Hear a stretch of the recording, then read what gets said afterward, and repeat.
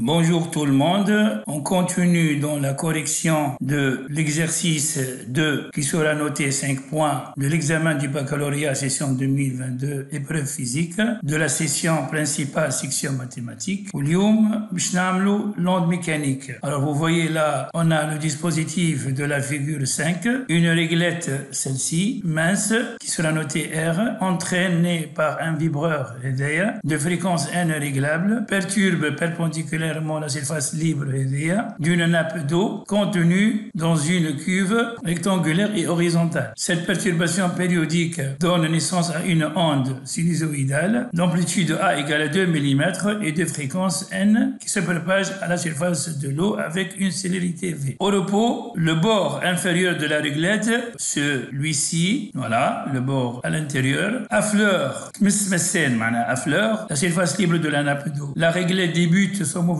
à l'instant t égale à 0 à partir de sa position de repos qui sera prise comme origine des élongations. On supposera qu'il n'y a ni réflexion ni amortissement de l'onde, perte d'énergie au cours de la propagation. Avec le dispositif de la figure 5, on réalise les trois expériences suivantes. Alors la première, on règle la fréquence du vibreur à une valeur N1, le générateur bien évidemment, le vibreur, il est lié au générateur. Lorsque on éclaire la surface de l'eau par une lumière stroboscopique de fréquence réglable NE supérieure ou égale à 10 Hz, on constate que la surface de l'eau paraît immobile uniquement pour trois valeurs de la fréquence NE des éclairs. Donc on dit 36 Hz, 18 Hz et 12 Hz. Dites pourquoi l'onde qui se propage à la surface de l'eau est qualifiée d'onde mécanique. On verra pourquoi l'appellation onde mécanique. Précisée en le justifiant la valeur de la fréquence N1 du vibreur. Est-ce que jusqu'au 36, 18 et 12? On verra maintenant, il y a une formule dans le cours que le rapport N sur NE doit être en entier.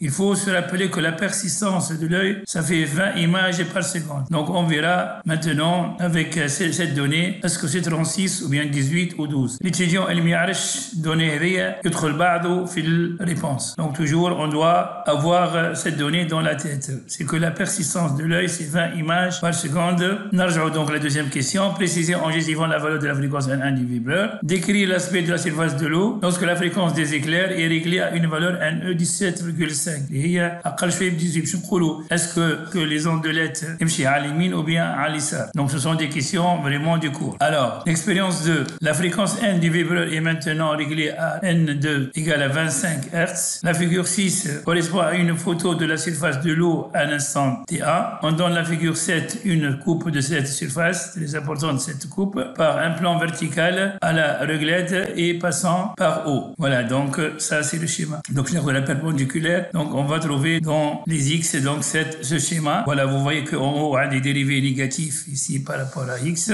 Les ondes mécaniques qui se propagent, mais ce schéma il est pris à l'instant T égale à T1. Et il vous donne là D égale à 25 mm. Faut-il maintenant relier D à lambda? Vous voyez là j'ai D, donc j'ai 1 lambda, 2 lambda, donc 2,5 lambda. Donc il faut se méfier de cette donnée. Et bien là, en expliquant la figure 7, déterminer la valeur de dA. Donc dA, c'est quoi? C'est la distance divisée par la vitesse, la célérité. La distance, donc la distance, facilement TA et je déduis donc V. La question d'après, préciser si à l'instant immédiatement supérieur à TA, le point P se déplace horizontalement vers la droite, verticalement vers le haut ou verticalement vers le bas. On déduit la valeur de la phase initiale phi du mouvement du point O. Deuxièmement, il nous demande soit M un point de la surface de l'eau se trouvant à une distance x égale à M égale à 45 minutes à la réglette. Déterminer l'élongation et la vitesse de ce point aux instants T2 égale à 0,14 et T3 égale à 0,21. Déduire l'élongation du point O à l'instant T égale à T3. Donc là, il suffit de chercher θ égale à x sur V et de la comparer avec T2 et T3. Déduire donc à l'instant T égale à T3. Et la dernière question, c'est l'expérience 3. On fait varier maintenant la fréquence N du vibreur et on mesure à chaque fois la distance D parcourue par l'onde à l'instant T1. Les résultats obtenus sont consignés dans le tableau ci-dessous. Vous voyez que D, elle dépend de N. En exploitant donc ce tableau justifié que les ondes qui se propagent à la surface de l'eau subissent ce phénomène de dispersion, il suffit de dire là que D dépend de la fréquence. Et c'était une expérience permettait d'observer ce phénomène avec les ondes lumineuses. Donc il suffit là d'utiliser la dispersion par un prisme. Vous voyez, c'est un exercice